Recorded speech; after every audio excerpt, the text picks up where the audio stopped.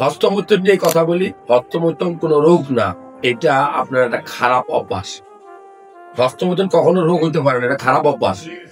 এটা আপনি বন্ধু বান্ধবের পালায় পরে টিকটক ভিডিও দেখে, রিলস ভিডিও দেখে, খারাপ ভিডিও দেখে দেখে আপনি এটা শিখছেন।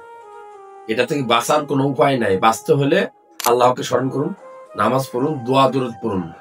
নামাজ, একমাত্র নামাজই পারে এই হস্তমৈথুন থেকে আপনাকে দূরে রাখতে। খারাপ ভিডিও দেখা যাবে না, ভালো ভিডিও দেখবেন, খেলাধুলা করবেন, মনোযোগটা অন্যদিকে ডাইভার্ট করবেন, আল্লাহর কাছে মাপ চাবেন। মনে রাখবেন, হস্তমৈথুন এমন একটা কাজ যেটা মরার পরে আল্লাহর কাছে জবাবদিহি করতে হবে। আল্লাহ নিজেই এটার জবাব দিবে। কারণ আল্লাহ তাআলা আপনাকে টাকা দিছে, সামর্থ্য দিছে, আপনি ফোন কিনছেন, এমবি কিনছেন, আপনি যা খুশি তা করতে পারেন। মনে রাখবেন, ইসলাম ধর্মে, আমাদের ধর্মে, অনেক ধর্মে কিন্তু হস্তমৈথুন নিষেধ। আর বিজ্ঞান, ডাক্তার আপনাকে বলবে হয়তো মাসে 4 দিন 5 দিন আপনি হস্তমৈথুন করতে পারবেন।